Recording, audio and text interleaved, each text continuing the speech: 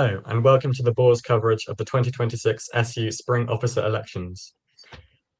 I'm Nikolai Morton, co-news editor at the Boar, and today I'm joined by Ilyan Benamor, candidate for president. Welcome, Ilyan. Hi there, you're right. So, Ilyan, first of all, why did you decide to run for this position? And what makes you stand out, do you think, from the other candidates? So the main reason I wanted to run for this position was because I felt people like me were very underrepresented.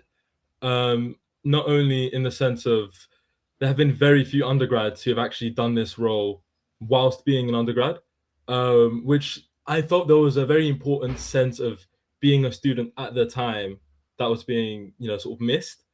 In a similar vein, the place where I come from, I'm from Newham over in Stratford, and it's not a very nice place. I didn't grow up with a lot of money. I grew up as a young carer, and I felt as if people that came from my sort of background were quite often ignored at uni.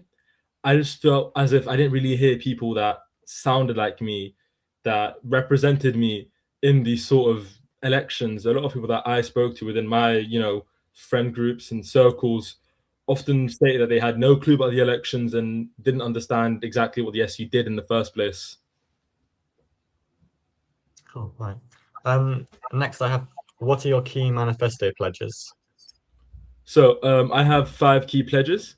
The first of all, it's to fix the buses, which is quite a popular pledge. Stagecoach has continuously let us down years and years. In fact, I even have stats here that I think come from the Boar. Yeah, so in 2024, the Boar surveyed a whole bunch of students, and 58.5% claimed that the buses negatively impacted their attendance. If you live in Lem, that goes up to 81%. Me personally, I've struggled a lot with my attendance, and I'll be honest, it's because half the time I'm looking at the buses and I'm like, do I really want to stand up for half an hour on a packed bus with the terrible roads we have here, just shaking side to side? 2, it's to fix a very broken guarantorship model currently at the uni. Just the last couple of weeks, I had to ask a friend of a friend's parent to be my guarantor because my mother and my aunt couldn't fill the affordability requirements. Plus, international students have to pay around, I think it's up to £500 for a company to fill as a guarantor. Unis up and down the country already have a system in place where they act as your guarantor. So I felt that was really unfair. Third of all, I want to help students in the cost of living crisis. I understand that it's not really the most popular topic right now. It was much more prevalent in 2021, but let's be honest, it's not stopped since. Students are still struggling. I have many ideas in place for this, whether it be the most popular thing, which was voted on by students, was a one-time cost of living payment. I'm a big fan of that. I think that's the best way to help students. I also want to increase renters' rights. I know so many people at this uni who have had to struggle with finding a last-minute flatmate because someone pulled out, or their landlord just doesn't protect them, often just doesn't do repairs and lets the flats in horrible states. And often a lot of them, they struggle when they leave their tenancy. They don't exactly know what to do. They don't know that when you come in, you should probably record every inch of the room just to make sure that, you don't have your whole deposit stolen from you. And last, but obviously not least, is I want to sorry, give me a sec. It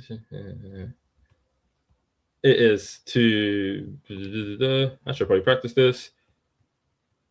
Yeah, it's financial transparency. The SU has a budget which is, let's be honest, it's I think around £9 million.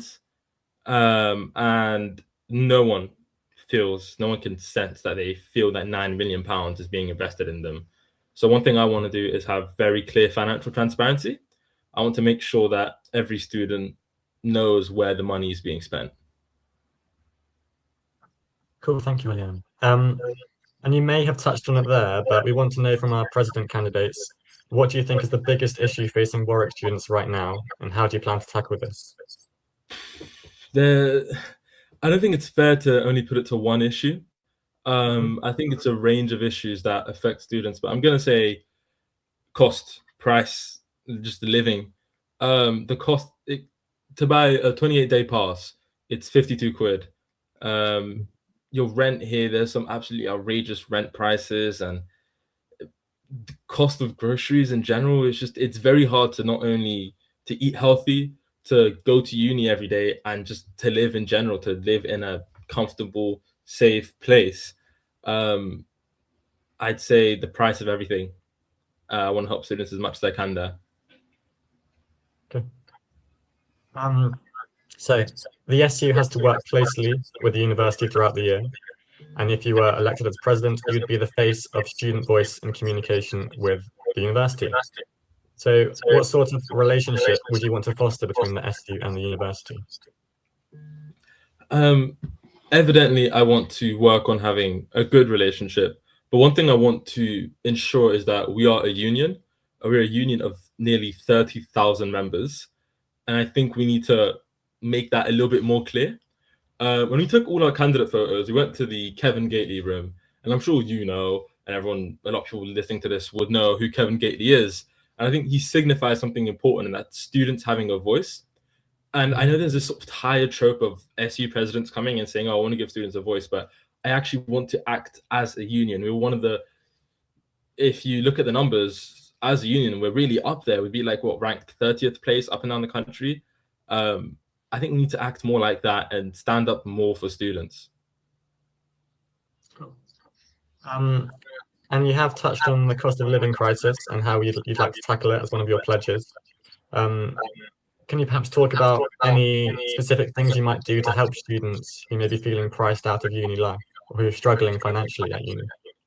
Yeah, so there are various different ways we can help students. So we have a whole bunch of bursaries, of which I am a recipient of. But I think we need more hardship microgrants. There's already the hardship, thing for £200, which is quite helpful. I'm sure a lot of students have used it when they're in really tricky positions. But I personally believe in doing a lot more. So I can't necessarily give you an exact answer of what we're going to do because I'm not in charge. I haven't spoken to the uni. I don't have a budget. But there are various different things. Even a one-time cost of living payment. If you give every student, I don't know, 50 quid, that could go so far.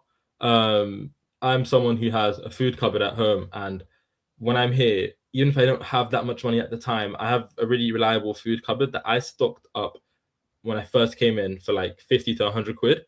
And the entire year, I've not had to buy a single thing again because I've been able to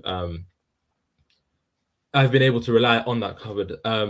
So a lot of little things. I think the best thing you can do is give students a one-time payment. Sometimes it's needing groceries, sometimes it's needing a little bit more to top up their rent. So ideally, it'd be a financial thing for me. Well, thank you. Moving on then, how would you work to make the SU more sustainable and hold the university to account for its net zero targets? Yeah. One thing we already have is a very sustainable SU, and I'm very proud of that. I'm very happy with the fact that we work on we have good sustainability goals. One of the main things, and this is touching up again, is the buses. I think one of the most sustainable things you can do is have a good system with buses. Literally making them more reliable will make less people want to use cars because it will just be a financially ridiculous option. And another way is, I mentioned earlier how much I want to be a union. And in my opinion, we really have to push that point. In every meeting with the SU, we have to tell them whether they're meeting their targets or not. Mm-hmm. Brilliant. And actually, you have already alluded to my next question in your citing of Boar statistics in that article from a year and a half ago. But as regards transport and helping students who may feel that they're missing out due to poor transport, how would you go about seeking to do that, like negotiating with? Yeah. So there's a few things that I have quite extensively put on my manifesto, but the main thing is we need to go into meetings and we need to do more than just make little progress, which was something that both the VP for Education and the president had. They had a meeting in November. They came in and they left saying we made little progress. I think that was quite poor. I'm sure they're doing the most they can. it's very tough to be put in those positions, but I think we need to really have more productive meetings. In my opinion, we need to ensure that they have double deckers during peak times. We need to make sure that all their buses are properly GPS live tracked, which many people think that they are, but there's a few buses that just aren't, especially the older models. They don't tend to always have GPSs on them, which is the reason why you have these like ghost buses that like never don't exist.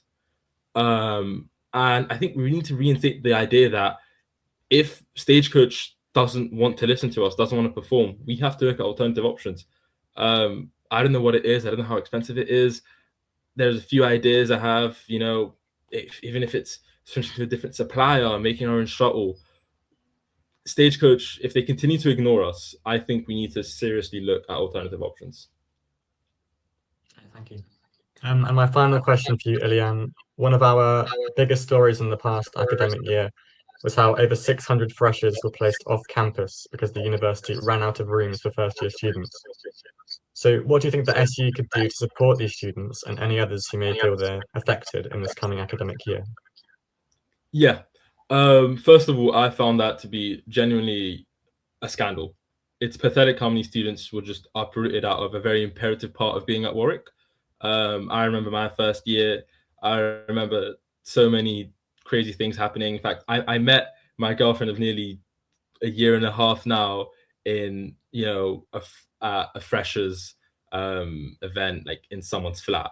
And, you know, it's a really integral part of being at Warwick. I think even in second, third year, students still talk about, oh, what comm are you in?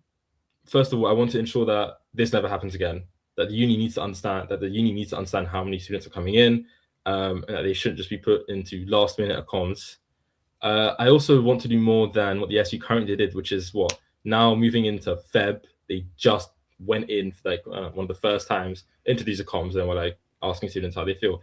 That's not enough. I want to do a lot more. I want to support these students. One thing I found quite poor was that these students came in and the uni nor the SU did anything for them. They didn't even get bus passes, which is quite poor.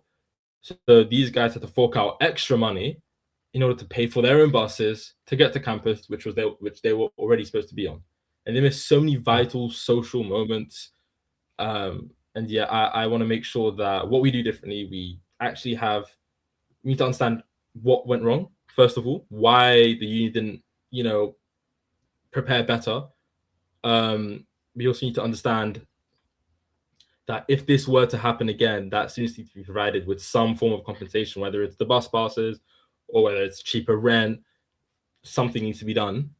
And I just think we need better discussions with these students to understand how it's affected them, whether they've struggled a bit. We have a severe issue with students at uni being lonely as it is.